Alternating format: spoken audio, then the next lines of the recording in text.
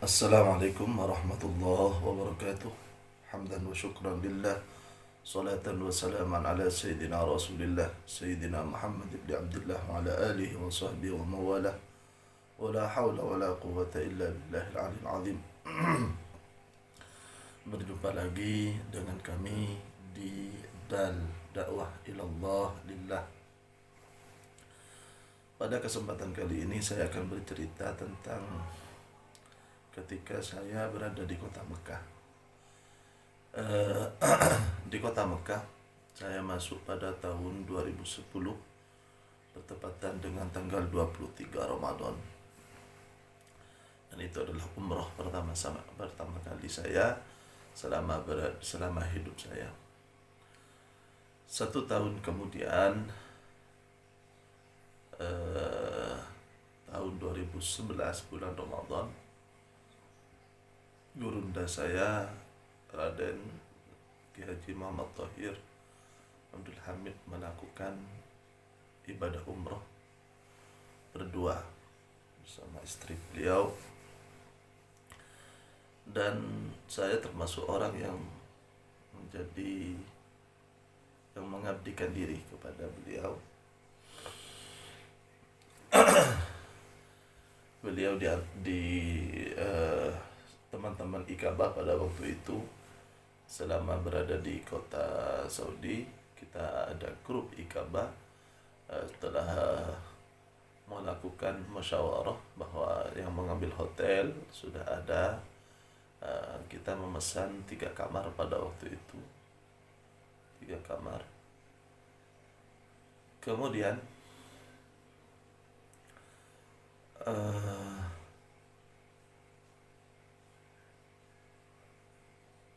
beliau datang dari kota Madinah. Yang membawanya adalah santri bata-bata. Kebetulan dia menyetir sendiri, dan menjadi cerita lucu sebetulnya karena yang menyetir itu kesasar. Untuk menuju ke Mekah itu masih bolak-balik kesasar, tapi akhirnya sampai juga. Maka itu termasuk hal yang menjadi bahan candaan kita. Tentu saja setelah sampai di kota Mekah, beliau melakukan ibadah umrah. Pada waktu itu beliau rencananya mau pulang tanggal 2 Syawal setelah Lebaran. Tapi kemudian beliau merubah jadwalnya dan beliau pulang tanggal 29 bulan Ramadan.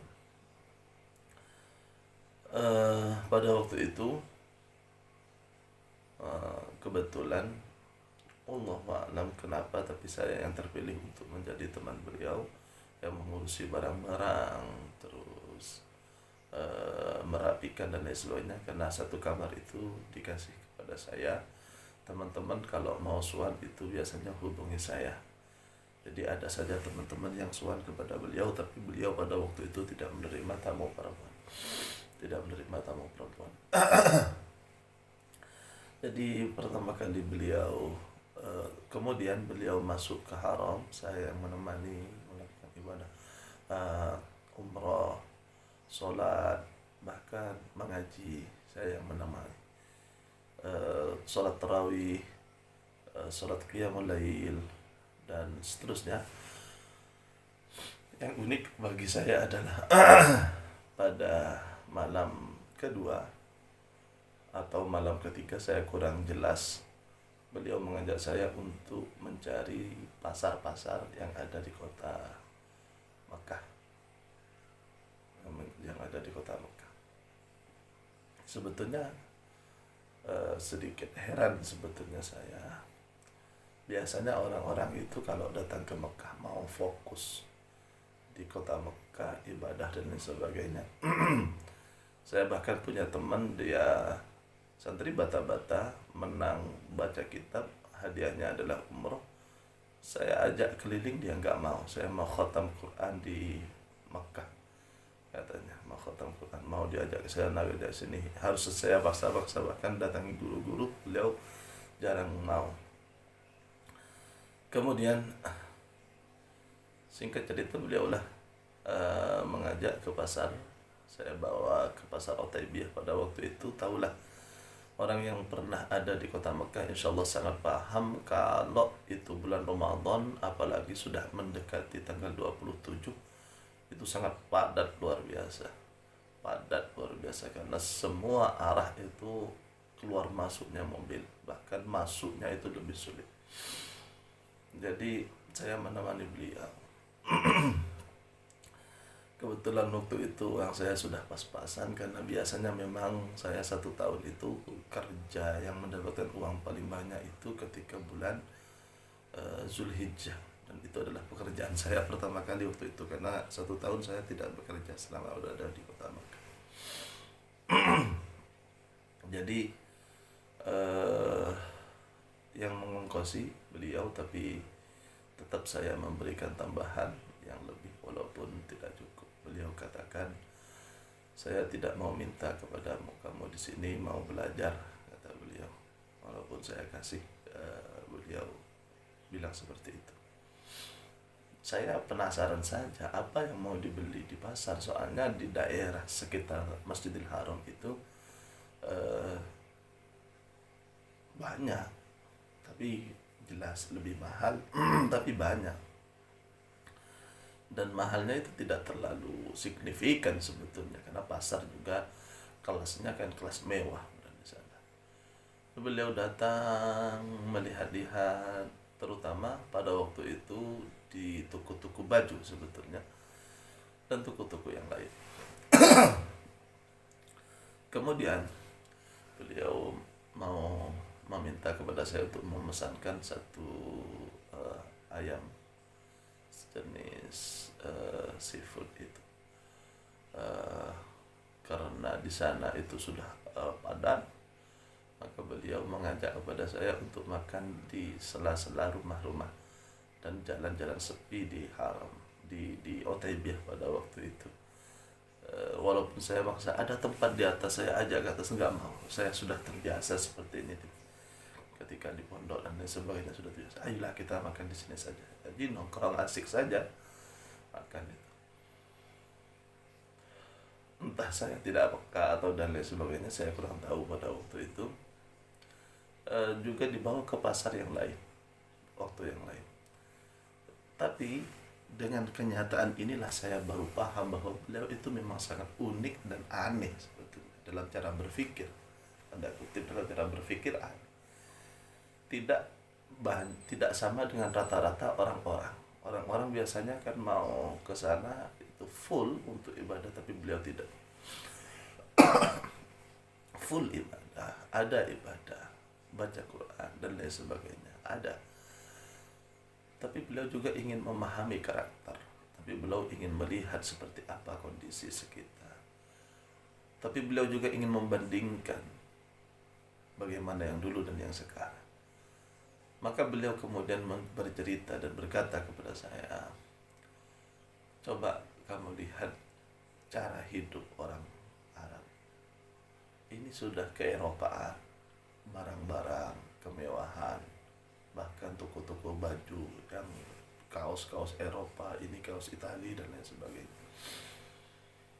Dan terus terang kata beliau, saya ada haibah yang berkurang dari kota Mekah gara-gara terlalu banyak kemewahan dari cara orang-orang berjualan. Di Madinah lebih tenang, lebih asyik, unik kata saya. Saya baru paham beliau itu aneh dalam cara berpikir, tidak sama. Dan kemudian saya paham setelah itu bahwasanya memang beliau mempunyai cara berpikir yang lumayan. Saya baru kemudian teringat ketika baginda Rasulullah SAW sampai di kota Madinah. Tentu saja beliau membuat Masjidun Nabawi, mengajak persatuan dan sebagainya, tapi setelah itu beliau langsung bertanya tentang ekonomi yang dihadapi oleh masyarakat Madinah pada waktu itu. Beliau yang ditanyakan adalah pasar, yang langsung memberi gambaran kepada beliau bahwa penduduk Madinah tidak mempunyai tata kelola yang baik dalam ekonomi, sehingga beliau membentuk sebuah pasar. Inilah pasar kalian, karena pasar-pasar sebelumnya dikuasai oleh orang-orang Yahudi. karena masa sebelumnya dikuasai oleh orang Yahudi. Unik. Maka kemudian saya mempunyai prinsip tentang beliau, Raden Ki Haji Muhammad Tohir. Beliau adalah puzzle dari sekian banyak puzzle-puzzle yang ada untuk memperjuangkan Islam. Sangat tampak ketika beliau berpikir dalam sesi politik. Kemudian yang saya juga masuk dalam bagian politik yang beliau gagas.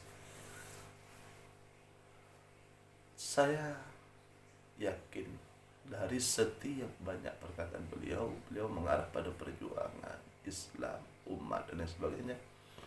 Tapi cara berpikirnya tidak sama dengan rata-rata para masyaikh yang saya lihat, yang monoton, tapi melihat peluang, melihat dari mana seharusnya bertindak.